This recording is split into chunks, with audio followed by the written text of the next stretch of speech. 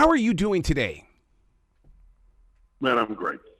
That's fantastic. To put a project like this together, I mean, to me, it's like a Ric Flairism. To be the man, you got to walk like the man. You got to be right there in that place, and you've got to be able to understand what is really required in order to live out this life and then share it. Well, I mean, I think, you certainly want to be curious. Yes. And you certainly want to, you want to be able to, you want to be the last guy standing, certainly.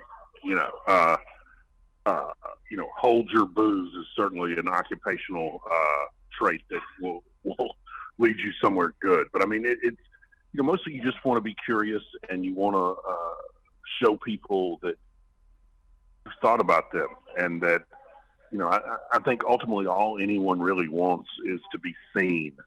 And if you indicate that you are interested in that, I think people let you hang around a lot. Well, we're living kind of an interesting story right now in the sports world, and that is Tom Brady. I mean, he could have stayed away and been that legendary guy, but then what was it this week? He's the number one most sacked quarterback on the planet right now. Well, that and his family is falling apart. Yeah. Like what you're watching, it's almost too intimate to watch in public. I almost want to turn away. I mean, you're just seeing just staggering weakness on display, and about 50 other things that he just couldn't stop. Yeah. That the things that made him great are now destroying him. Mm-hmm. And on some level, he seems to understand it. And he was done. All he had to do was walk away, and he couldn't do it. Mm-hmm. Because, I think if he was being honest with you, he has no idea if he is not the person playing this game. He has no idea who he is if he's not the person playing the game. And so, that is prime fodder for the themes of the cost of these dreams, this podcast we're talking about, because it's that's what it is. It's not. They're calculations. They're cost benefit analysis that people do, and athletes almost always make the wrong decision. Mm-hmm. I've talked about this a lot on iHeartRadio, and it's dealing with the term "used to be," "I used to be," or "Hey, didn't you used to be?" And I can't help but sit back and just wait for the story to come out about Tom Brady in the way of that. How did he battle that used to be? Well, it's that they hang on to it way too long. There's that great John Updike quote, "The mask eats the face." And what happens is, Tom Brady started wanting to be a quarterback when he was 15 years old. And so functionally, he's making decisions that a 15-year-old would make, not that a 45-year-old would make. And that happens over and over and over and over again, where some long vanished, almost childlike version of you holds so much sway over adult you's decision-making process. It's almost insane, and yet it happens over and over and over again. You take journalism to a new level of relationship with your listeners. And what I mean by that is that I didn't know this story about Muhammad Ali. I grew up watching Muhammad Ali. My God, it was what we did in those ages. But then to hear of the disappearance, one man disappears. Didn't know this story until you brought it to us. Well, Muhammad Ali fought 50 people. Yes. And we know what happened to 49 of them, and we wouldn't even know that a guy we wouldn't even know that a guy was missing, except that this crazy autograph collector started trying to find all the autographs. By the way, that noise you heard in the background was my 2-year-old who just walked into a room and saw me. No, that was hilarious. She was like, it's like she was shocked I was still here. And but no, man, she's like, you're still on the phone. No, but Muhammad Ali fought 50 people, and one of them disappeared. His name was Jimmy Robinson. He was Muhammad Ali's sixth fight, and this story is about trying to find out what happened to him and why he disappeared, and meditates a little bit on what does it mean to have existed. Yeah, a lot of people don't understand the cost. And what I mean by that is that, what is the performer doing out there on that court or on that field and things like that? We see them in their moments of being a hero for the team, but we don't understand the expectation of the cost that the person is putting into the game. Well, and that like what it takes from you. Yes. That, the idea that, you lose some essential part of yourself along the way, and that happens over and over and over again. And, just over and over and over again. And you look at Michael Jordan, who, struggled for a long time with the fact that he was no longer Michael Jordan. Right. And I don't know if people know this now, but he's a very high-level deep-sea fisherman. Yes, he is. We hear about that in Carolina all the time. Yes, he is. They're crushing it, though. They're crushing it. They're catching big fish. And I love the idea that he's also making his mark in NASCAR, that and he's always grown, and that's what's inspired me about Michael, because inside my safe, 26 baseball cards that I collected with Michael Jordan when he was part of the Barons, and because I enjoy watching people grow in areas that people don't expect him to be. Well, the thing people don't realize about Michael is that his dad was a mechanic in the military, and his dad, if you went and talked to, if you went and pulled up into, James Jordan's driveway in 1981, there would have been a car on blocks that he was repairing. And so Michael just grew up around cars. And, he grew up around cars much more than basketball. Wow. It's interesting that later in life, this is what he's come to. Yeah. Yeah.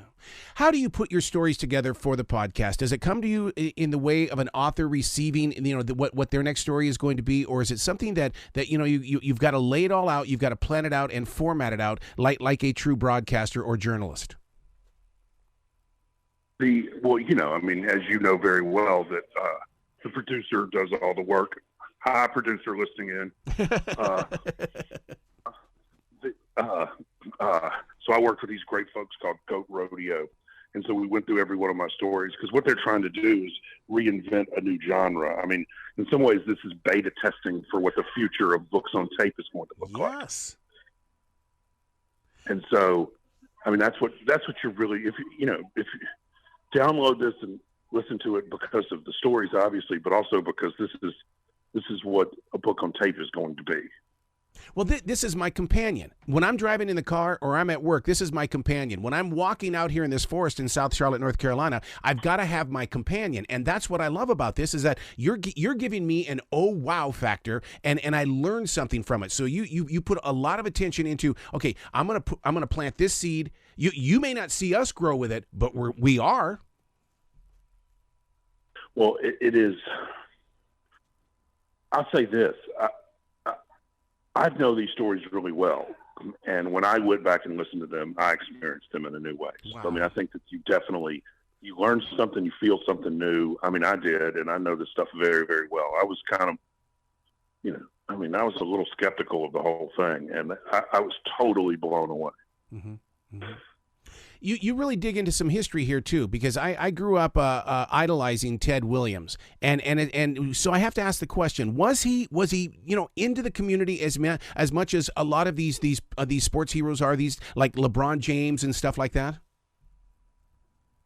Repeat that again. Was he what? Was he into the community? In other words, did he support his community? Because the world was supporting Ted Williams, but was he supporting them? No, not really. Ted really didn't, until very late in his life. Ted didn't really care about anyone except Ted Williams. Yeah.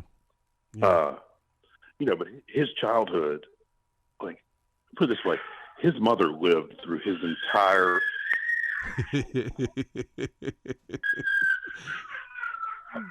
Keep singing. Sorry. I love it. I love it. I love it. His mother lived through his entire career. Wow. And never once saw him play.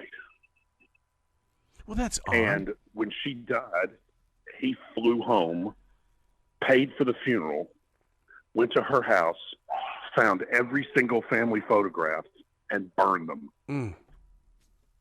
You know, there's a lot of trauma going on with Ted. You also put a lot of focus on Tony Harris, a college basketball hero, and something happens in the Brazilian jungle. That is an interesting story that I want listeners to tap into, because you really have this way of opening up our hearts.